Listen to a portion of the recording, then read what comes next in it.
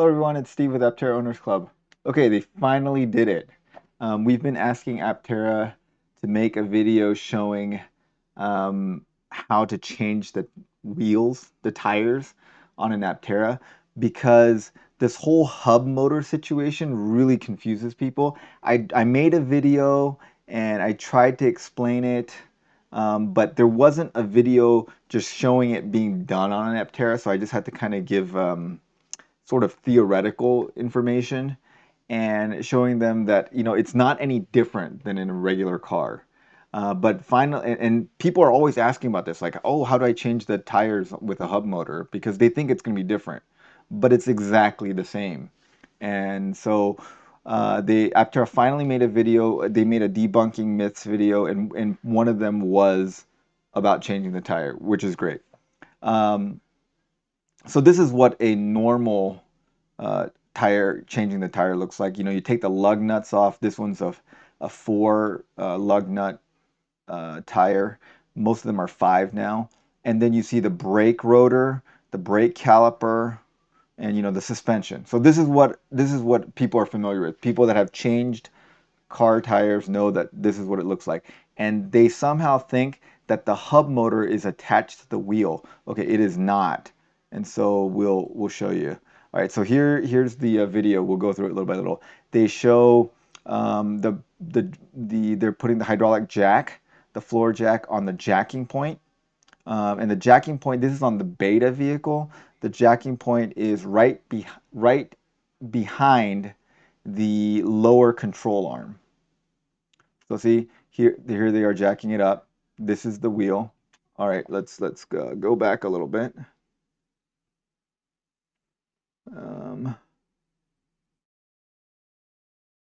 yeah, so if you go here, the jacking point is right. Here's the upper control arm, the lower control arm, and here's the um, power lines and cooling lines to it.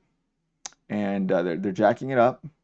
And now remember, when you change a tire, you can't jack it up completely or you won't get the lug nuts off. You have to get the lug nuts started while the tire has some contact with the ground, or else it's just going to spin. You can also see that this is a Hanguk Kinergy ST, and it's I can't find the exact frame. We'll see if we can find the frame. What they talk about? Okay, so then now they've got it up. They're taking the lug nuts off. Okay, see, here you go.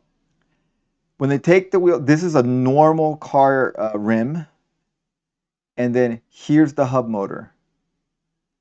So that is the hub motor is exactly where the brake rotor and the calipers would be.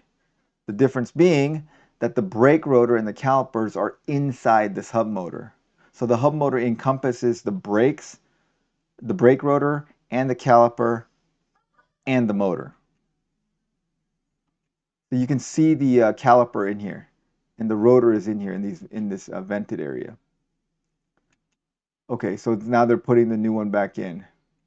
Or actually, I think they're just putting the old one back on. And they're tightening it up. And they're lowering it down. So I don't know where the jacking points on the production vehicle are going to be, but I suspect it'll be in the same spot. And then the jacking point for the rear is probably going to be where the swing arm comes in. So right in front of the swing arm. I'm guessing that's where the jacking point for the rear wheel is going to be. So you have to take the wheel covers off and then jack it right where the trailing double link swing arm attaches to the body. So if you look at this, I'm going to try to find the thing that shows the size a little bit better. It's right here. Okay, it's hard to tell on this video, but when I zoomed in on it, it's a 195/50 R16 tire. That's a very common tire, so should be able to find that tire pretty much anywhere. I looked it up. It's like a normal tire size, and like normal prices, they range from like $80 a tire to like $180 a tire, depending on how much performance you want.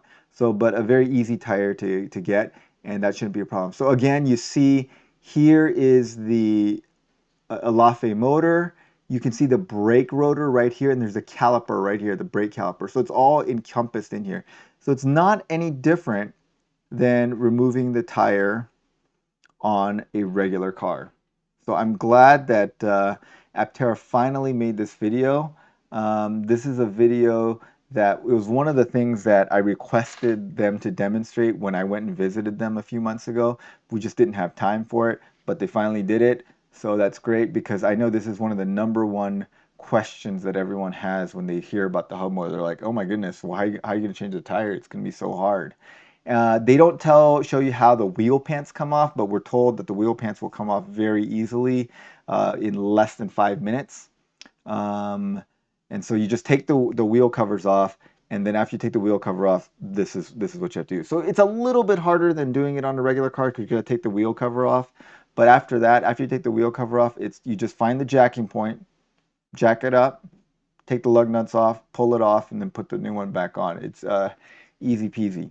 And then the jacking point for the rear tire, again, I think is right where the the double trailing link swing arm attaches to the body.